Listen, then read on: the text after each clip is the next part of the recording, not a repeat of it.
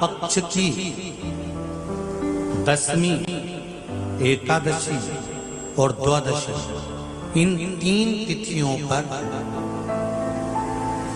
एक रोटी में थोड़ा सा मीठा रखकर सोमक पितृ का नाम लेकर यदि गाय को खिला दिया जाता है, तो अगर कोई पूर्वज प्रेत योनि में भी पड़ा हुआ होता है, भटक रहा होता है, जिसको पिंड नहीं मिला, जो अचानक मर गया होता है, अधोगति में चले गया होता है, उस जीव की मुक्ति दशमी श्राद्ध पक्ष की, एकादशी श्राद्ध पक्ष की और द्वादशी श्राद्ध पक्ष की, ये 3 दिन सोमक पितृ का नाम लेकर रोटी में, पूड़ी में मीठा रखकर अगर गाय को खिला दिया जाता है ये 3 दिन तक, तो वो पितृ कभी भटकते नहीं है, उनको मुक्ति प्राप्त हो जाती है, मोक्ष में होते हैं।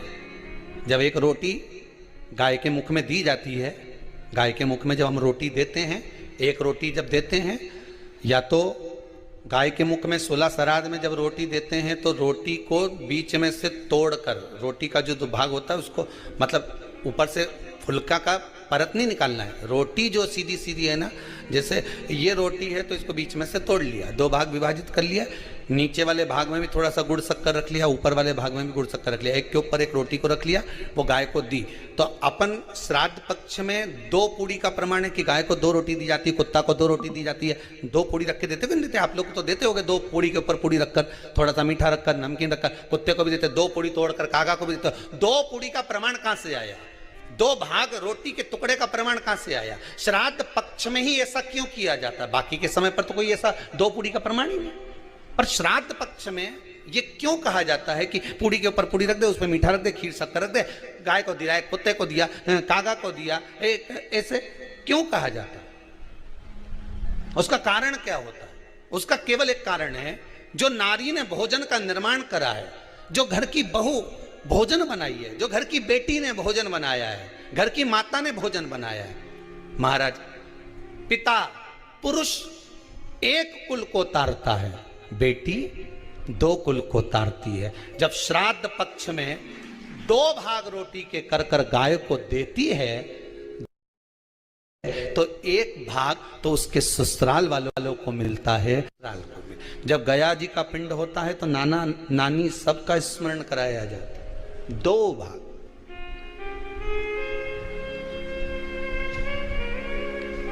पुण्यता प्राप्त।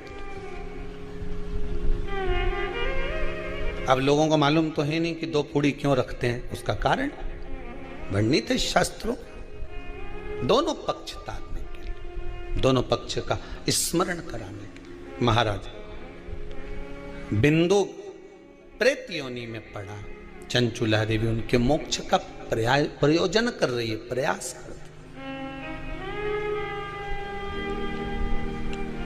क्या करा जाए कि इनको मोक्ष मिल जाए? कहा शिव महापुराण की कथा। पार्वती मैया की सहेली बन गई और पार्वती मैया ने शिव महापुराण में प्रेत योनि से मुक्त होने के लिए कहा, तुम रुका जी के यहाँ जाओ, देवऋषि नारद के पास जाओ। नारद जी ने तुमरुका जी के पास भेज दिया। क्यों? नारद जी जानते हैं मैं कथा नहीं कर सकता, मैं कथा सुन सकता हूं पर कह नहीं सकता, कहने के लिए मुझे बैठना पड़ेगा, सुनने के लिए हो सकता है कि मैं चले जाऊं, वापिस आकर बैठ जाऊं।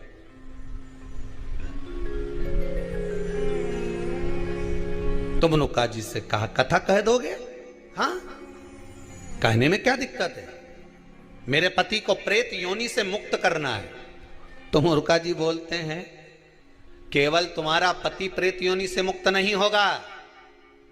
तुमरुका जी ने शिव महापुराण में कहा, सुनो चंचुला देवी, केवल एक व्यक्ति शिव पुराण से नहीं तरता, इस बिंदुक जैसे ना जाने कितने प्रेत इस वायुमंडल में घूम रहे होंगे, ना जाने कितने पितर, ना जाने कितने आहूत, ना जाने कितने वासुक इस वायुमंडल में घूम रहे होंगे।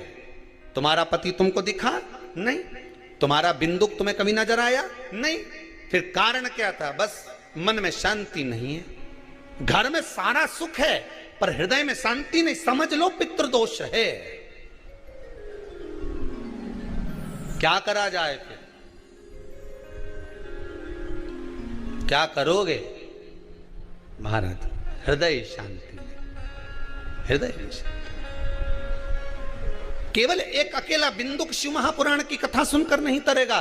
तुमरुका जी कहते हैं जिस समय पर मैं शिव महापुराण की कथा कहूंगा, सुनो चंचुला देवी, इस संसार के इस भूमंडल पर मृत्यु लोक में जितने भी जीव इस संसार सागर में भटक रहे होंगे, शिव महापुराण की कथा सुनकर वो भी तर जाएंगे। ये अकेली बिंदुक को तारने वाली नहीं है। इस मृत्यु लोक में जो विराजमान, आज भी नियम है महाराज, श्राद्ध का भोजन टेबल पर नहीं कराया जाता। श्राद्ध का भोजन ब्राह्मण को कुर्सी पर बिठाकर नहीं कराया जाता। श्राद्ध का भोजन है कि ब्राह्मण के लिए भूमि पर आसन लगना चाहिए और जमीन पर बैठकर कराना चाहिए।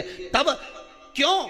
क्योंकि इस भूमि पर बैठकर जब भोजन कराएंगे, इसी भूमि से ना जाने कितने पितृ गए, कितने तर्पण हुए, कितनी तिलांजलि हुई, इसी भूमि से, इस रज से, इस कण से ना जाने कितने जीव चल गए। अब लकड़ी पर या टेबल पर या कुर्सी पर बैठकर ब्राह्मण को भोजन कराने का प्रमाण नहीं है।